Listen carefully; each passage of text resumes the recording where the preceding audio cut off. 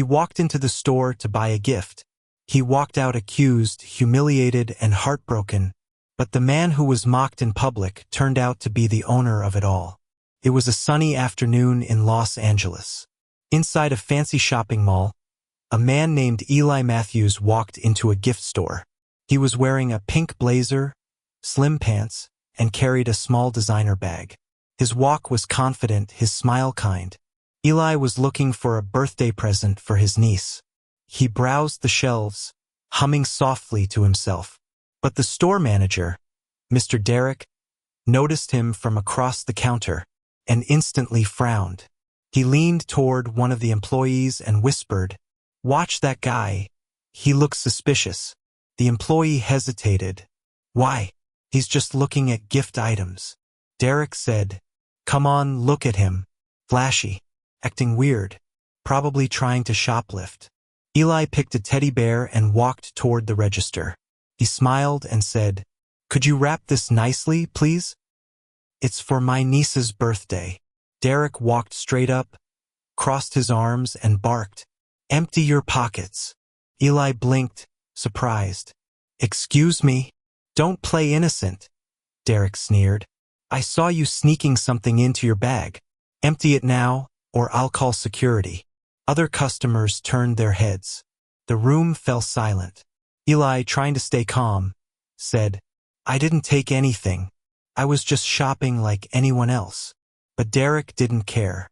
He raised his voice. "You people think you can walk around acting all fancy and get away with stealing?" Eli asked quietly. "You people?" Derek smirked. "You heard me. All glitter, makeup, and drama. But no decency. You think being gay gives you a pass?" Gasps echoed around the store. A mother quickly took her child's hand and walked out. An elderly couple looked away in shame. Eli opened his small bag. It had only his wallet, keys, and phone. Nothing stolen. Still, Derek wasn't satisfied. "That doesn't prove anything. People like you are sneaky." Eli's hands trembled slightly. He turned toward the other staff. "Could someone check the security camera, please?" But the staff just looked down. They were too afraid to speak against their manager. Derek grabbed the teddy bear from his hand and shouted, "Get out. We don't serve thieves." Eli stood frozen. Then, without a word, he placed a $50 bill on the counter and slowly walked out. The next morning, the mall staff were preparing for a scheduled inspection. An email had gone out that the founder of the company would be visiting this very branch. Everyone was on edge, including Derek. He had worked there for 5 years. Never met the owner, but always talked big about how he ran things his way.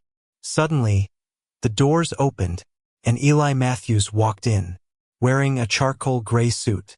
A lanyard around his neck read, "Founder Eli Matthews Group." Derek's face went pale. Staff members gasped. Whispers spread instantly. "That's the guy from yesterday. He's the owner? Oh my God!" Eli stood in the center of the store. He looked around calmly. Then he turned to Derek and said, "Yesterday, I came here as a customer. Today, I return as the man who built this brand." He paused.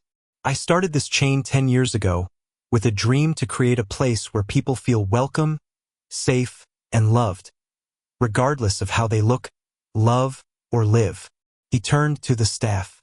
"But what I saw yesterday broke my heart." Derek stammered, "Yes, sir. It was just a misunderstanding." Eli raised a hand. "It wasn't.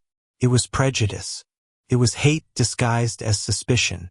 And I won't allow that in any place that carries my name." He called in the regional manager. In front of everyone, he handed Derek a letter. "You're officially terminated. Effective immediately." Derek's mouth hung open. "Please, I didn't know who you were." Eli replied, "That's exactly the problem. You shouldn't treat people kindly because of who they are. You should do it because it's right." After Derek left, Eli addressed the rest of the staff. "If you ever feel judged, unsafe, or unseen, know this: you matter. No one should ever feel small because of how they express themselves or who they love.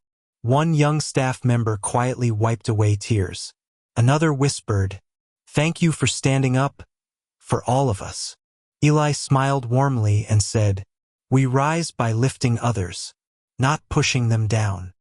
Never judge someone by how they look, dress, or love. Behind every person is a story you know nothing about. Kindness isn't optional. It's powerful.